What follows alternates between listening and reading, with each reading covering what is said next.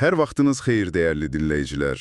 Bugün sizinlə birlikdə çox maraqlı bir mövzunun, deməli, dərinliklərinə inəcəyik. Salamlar hər kəsə. Bəli, mövzumuz Allan Pierce tərəfindən yazılmış, klassikaya çevrilmiş Bədən dili kitabı və ümumiyyətlə sözsüz ünsiyyətin sirləridir. Bəli, məqsədimiz də bu zəngin mənbədən ən vacib, ən praktik məqamları, necə deyim, sizin üçün üzə çıxarmaqdır. Və gəlin elə başdan həqiqətən də təəccüblü bir rəqəmlə başlayaq. Məsələn, professor Albert Mehrabyanın araşdırmaları var, çox məşhurdur. Hə, eşitmişəm bu barədə. Deməli, o deyir ki, ünsiyyətimizin təsir gücünün yalnız 7% bizim dediyimiz konkret sözlərdən asılıdır. Yalnız 7%. Cəmi 7%. Bu inanılmazdır. Bəs qalanı? Qalanım 38% səs tonumuzdan, ahəngimizdən, vurğumuzdan, səs tempimizdən və ən böyük hissə, yəni 55% isə tamamilə bədən dilimizdən asılıdır. Yəni jestlərimiz, mimikamız, duruşumuz. Deməli, biz danışanda əslində bədənimiz sözlərimizdən qat-qat çox danışır. Tamamilə. Hətta başqa bir tədqiqatçı Ray Birdwestell var, o da bu sahənin pionerlərindən sayılır. O hesablayıb ki, insanlar gündə ortalama olaraq cəmi 10-11 dəqiqə cümlə quraraq danışır. Qalan bütün ünsiyyət demək olar ki, qeyri-verbaldır, yəni sözsüzdür. Bu, həqiqətən də bədən dilinin əhəmiyyətini göstərir. Doğrudan da ünsiyyətə baxışımızı dəyişdirən bir şeydir bu.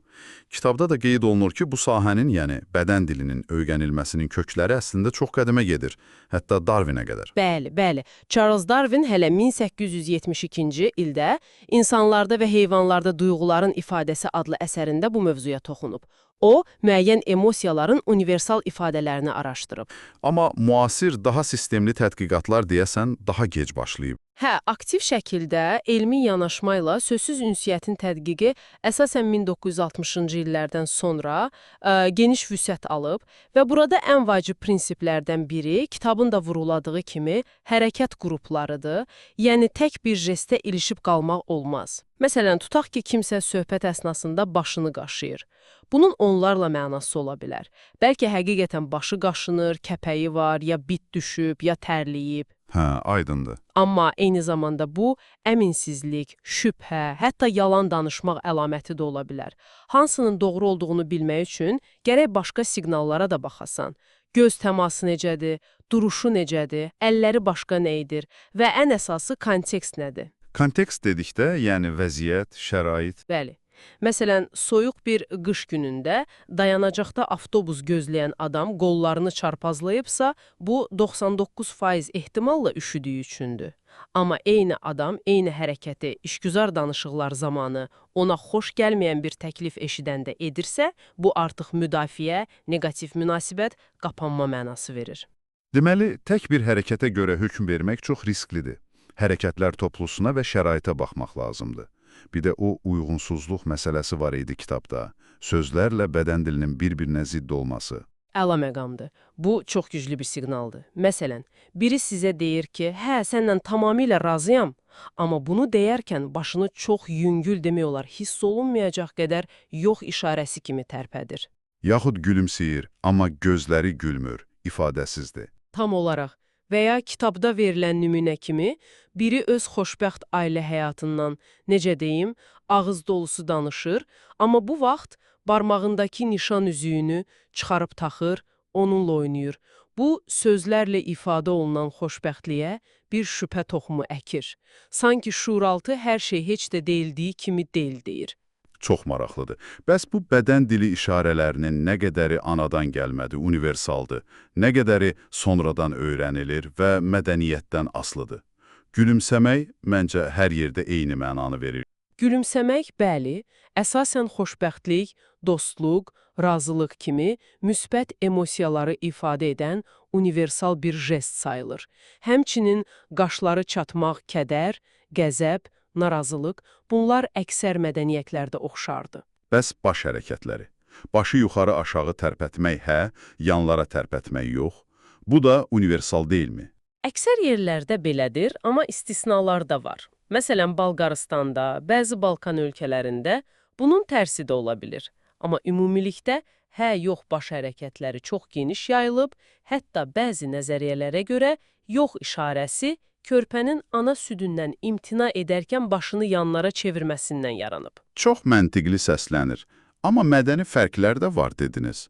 Və bu fərqlər ciddi anlaşılmazlıqlara səbəb ola bilər. Ən klassik nümunələrdən biri okey işarəsidir. Baş barmaqla şəhadət barmağını birləşdirib halqa düzəltmək. ABŞ-da, Böyük Britaniyada bu hər şey qaydasındadır, əla deməkdir. Bəli, bizdə də çox vaxt elə başa düşülür. Amma məsələn Fransada bu jest sıfır, dəyərsiz mənasını verir. Yaponiyada isə pul deməkdir. Bəzi Aralıq dənizi ölkələrində, Latın Amerikasında isə çox kobud, təhqiramiz bir məna daşıyır. Başqa belə fərqli mənalar verən jestlər varmı? Var, əlbəttə. Məsələn, baş barmağı yuxarı qaldırmaq.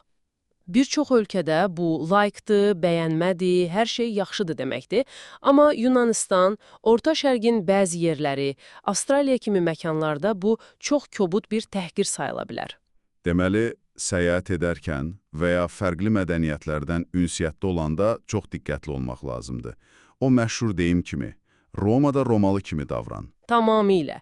Mədəni həssaslıq burada çox önəmlidir. Və ya V işarəsi, iki barmağı yuxarı qaldırmaq. Ovuc içi çölə baxırsa, bu, əksər Avropa ölkələrində qələbə işarəsidir. Ya da sadəcə 2 rəqəmini göstərir. Amma Böyük Britaniyada, Avstraliyada ovuc içi özünüzə tərəfdirsə, bu çox ağır təhqirdir. Bunları bilmək həqiqətən vacibdir. Gəlin indi biraz daha spesifik jest qruplarına keçək. Məsələn, əllərimizlə bağlı olanlar, ovuc hərəkətləri. Kitabda buna xüsusi yer ayrılıb. Əllər və ovuc, bəli, çox danışqandır. Ovucun açıq, yuxarı baxması tarixən də səmimiyyət, dürüstlük, təhlükəsizlik mesajı ötürüb, sanki əlimdə gizlədəcək bir şey yoxdur deyirsiniz. Bu, insanlarda etibar yaradır. Ovuc aşağı baxması isə daha çox hakimiyyət, avtoritarlıq, əmr vermə, kontrol etmə istəyi kimi qəbul edilir. Məsələn, kiməsə nə isə göstərəndə və ya əmr verəndə adətən ovuc aşağı olur. Bu daha dominant bir jestdir. Bu, əl sıxma zamanı da özünü göstərir yəqin. Əlbəttə, əl sıxarkən əlini ovucu aşağı şəkildə uzadan şəxs şuuraltı olaraq vəziyyətə nəzarət etmək, dominant olmaq istədiyini göstərir. Əgər siz də əlinizi ovucunuz yuxarı şəkildə uzatsanız, bu təslimiyyət, qarşı tərəfin üstünlüyünü qəbul etmək kimi yozula bilər. Bəs bərabər mövqe üçün necə olmalıdır? İdeal, bərabər əl sıxma zamanı hər iki tərəfin ovucuları şaquli vəziyyətdə qalır, yəni dik olur. Nə aşağı, nə yuxarı. Və təzyiq də təxminən eyni olmalıdır. Nə çox güclü, nə də o məşhur ölü balıq kimi zəif və laqeyd. Bir də əllərin üzə aparılması ilə bağlı jestlər var.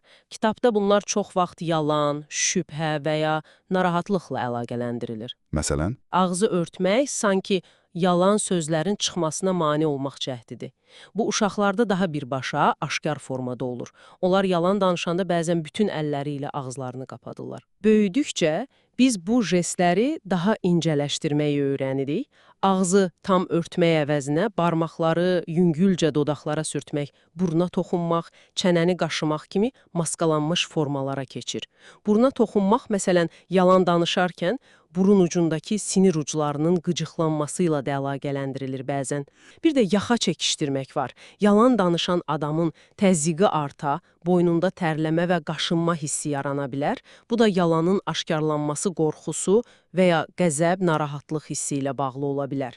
Amma yenə də, bu hərəkətləri görən kimi, aha, bu yalan danışır demək olmaz, eləmi? Qətiyyən olmaz. Bu çox vacibdir. Bu jestlər sadəcə bir siqnaldır, bir şübhə yarada bilər. Bəlkə adamın həqiqətən burnu qaşınır, ya gözünə nəsə düşüb, ya da köynəyinin yaxası darız qaldı. Yenə də hərəkətlər qrupuna və kontekstə baxmaq lazımdır. Amma bu jestlərin tez-tez təkrarlanması, xüsusən müəyyən suallara cavab verərkən ortaya çıxması artıq diqqət yetirməyə dəyər. Aydındır. Bəs qol və ayaq baryerləri, qolları çarpazlamaq ən məşhurudur yəqin. Standart qol qovuşturma ən çox bilinən müdafiə jestidir. Məsələn, möhkəmləndirilmiş qol qovuşturma, qollar çarpazlanıb, amma əllər də yumruq şəklində sıxılıb. Bu, daha güclü neqativlik, hətta düşmənçilik və ya hücuma keçməyə hazırlıq əlaməti ola bilər. Bəs qismən qol baryeri? Qismən qol baryeri odur ki, insan tam qol qovuşturmur, Amma bir qolu ilə digər qolunu tutur, məsələn, biləyindən və ya dirsəyindən. Bu, daha çox ictimai yerlərdə, özünü yad hiss edəndə, əminsizlik və narahatlıq hissini göstərir.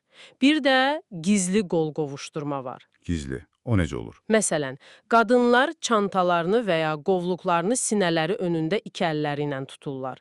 Kişilər saatlarının qayışı ilə, köynəklərinin manjeti ilə oynayırlar. Bunlar da əslində bir növ baryer yaratmaq cəhdidir, adətən əsəbilik və ya özünə inamsızlıqla bağlı olur. Bir də ayaq biləyi kilidi deyilən bir şey vardı kitabda.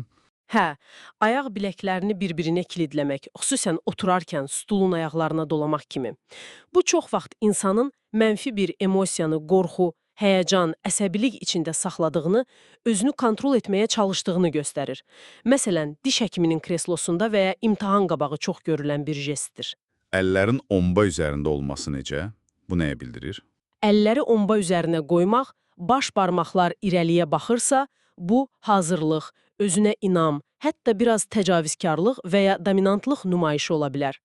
İnsan sanki özünü daha böyük, daha əhəmiyyətli göstərməyə çalışır. İdmançılarda yarışdan əvvəl və ya mübahisəyə hazırlaşan insanlarda görmək olar. Gözlər də çox şey deyirlər. Göz bəbəklərinin hərəkəti məsələn. Bəli, göz bəbəkləri bizim iradəmizdən kənar reaksiya verir. İnsan maraqlı, xoşuna gələn bir şey görəndə və ya həyəcanlananda göz bəbəkləri böyüyür. Məsələn, romantik anlarda, sevdiyin insana baxanda, qədim zamanlarda tacirlər də alıcının göz bəbəklərinə baxaraq malı bəyənib-bəyənmədiyini anlamağa çalışıblar. Bəs kiçilməsi nə zaman olur? Göz bəbəkləri isə əksinə, insan qəzəblənəndə, negativ bir şey görəndə və ya yalan danışanda kiçilə bilər. Buna ilan baxışı da deyirlər bəzən. Baxışın istiqaməti də fərqli mənalar verir deyəsən.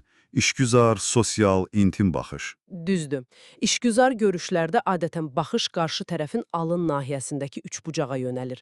Bu, ciddi, işgüzar atmosfer yaradır. Sosial görüşlərdə, dostlarla söhbətdə baxış daha çox gözlər və ağız arasındakı üçbucaqda gəzir. Bu, daha səmimi, rahat mühit yaradır. İntim baxış isə gözlərdən başlayıb bədənin aşağı hissələrinə doğru enir. Bu, daha çox romantik maraq olduqda baş verir. Şəxsi məkan, yəni bizim ətrafımızdakı görünməz hava qabarcığı çox önəmlidir. Bu məkanın ölçüsü mədəniyyətdən mədəniyyətə çox dəyişir. Məsələn, Yaponlar və ya ərəblər ünsiyyət zamanı bir-birlərinə daha yaxın durmağa meyillidirlər, qərb mədəniyyətlərində isə insanlar daha çox məsafə saxlayır. Bu məsafənin zonaları da var, elə deyilmi? Bəli, adətən 4 zona ayrılırlar. İntim zona ən yaxınlarımız üçün təxminən 0,45 santim, şəxsi zona, dostlar, yaxın tanışlarla söhbət üçün təxminən 45 santim 1,2 metr, sosial zona, formal görüşlər, tanımadığımız insanlarla ünsiyyəti üçün 1,2 metr, 3,6 metr və ictimai zona. Kütlə qarşısında çıxış üçün 3,6 metrdən uzaq. İzdihamlı yerlərdə biz məcburən başqalarının şəxsi, hətta intim zonasına daxil oluruq. Amma belə vəziyyətlərdə insanlar şuursuzca müəyyən qaydalara əməl edir. Göz təmasından qaçınmaq, danışmamaq, mümkün qədər hərəkətsiz durmaq, sanki qarşıdakını yox sayırıq. Bəs sahiblənmə jestləri, insanların əşyalara, yerlərə münasibəti. İnsanlar öz ərazilərini və mülkiyyətlərini müxtəlif yollarla işarələyirlər. Məsələn, kimsə söhbət əsnasında əlini divara və ya başqasına aid olan stula qoyursa, bu bir növ ərazi iddiası, sahiblənmə göstəricisi ola bilər. Ayağını hər hansı bir əşyanın üstünə qoymaq da oxşar məna daşıyır. Və nihayət, təqlid etmə və ya mirroring. Bu məncə ən maraqlı konseptlərdən biridir. Məncə də. Təqlid qarşımızdakı insanın bədən duruşunu, jestlərini, hətta danışıq tempini və səs tonunu bilmədən şuursuzca yamsılamaqdır. Bu, çox güclü bir əlaqə qurma mexanizmidir. Yəni, əgər mən kiminləsə yaxşı anlaşıramsa, onun hərəkətlərini təqlid etməyə başlayıram. Çox böyük ehtimalla, bəli. Və ya əksinə, əgər kimsə sizin hərəkətlərinizi təqlid edirsə, bu çox güman ki, sizinlə həmfikir olduğunu, sizi bəyəndiyini və aranızda bir uyğunluq olduğunu göstərir. Amma burada biraz ehtiyatlı olmaq lazımdır, xüsusən status fərqi varsa. Məsələn, müdirinizin hər hərəkətini dərhal təqlid etsəniz, bu qeyri-səmimi və yaltaq kimi görünə bilər. Deməli, təbiilik əsas şərtdir. Bu, həqiqətən də ünsiyyətin görünməyən, amma son dərəcə təsirli bir qatıdır. Bədən dilini anlamaq sanki insanların sözsüz danışığını eşitmək kimidir. Özümüzü və başqalarını daha yaxşı tanımaq üçün çox güclü bir vasitədir. Tamamilə doğrudur. Mənim kiçik bir məsləhətim ola bilər dinləyicilərimizə. Gündəlik həyatınızda, işdə, küçədə, evdə biraz dayanıb ətrafınızdakı insanların sözsüz siqnallarına diqqət yetirməyə çalışın.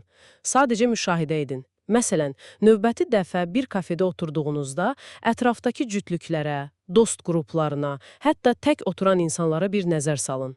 Onların duruşu, jestləri, mimikaları nə deyir? Bir-birlərinin hərəkətlərini təqlid edirlərmi? Bu kiçik müşahidələr sizə insan münasibətləri və gizli emosiyalar haqqında çox şey öyrədə bilər. Bu dərin və həqiqətən maraqlı müzakirə üçün sizə təşəkkür edirik. Ümid edirik ki, dəyərli dinləyicilərimiz, siz də Allan Peace'in Bədən dili kitabından və ümumilikdə sözsüz ünsiyyətin bu heyrətamiz dünyasından bəhs edən söhbətimizdən faydalı məlumatlar əldə etdiniz. Ümid edirəm ki, bu mövzuya marağınız artdı və bəlkə də kitabı oxumaq istəyəcəksiniz. Bəli, əgər bu söhbət xoşunuza gəldisə və sizin üçün faydalı oldusa, o zaman kanalımıza abunə olmağı, bu videonu bəyənməyi və fikirlərinizi şərhlərdə bizimlə bölüşməyi unutmayın. Növbəti dərin araşdırmalarımızda görüşənədək sağ olun.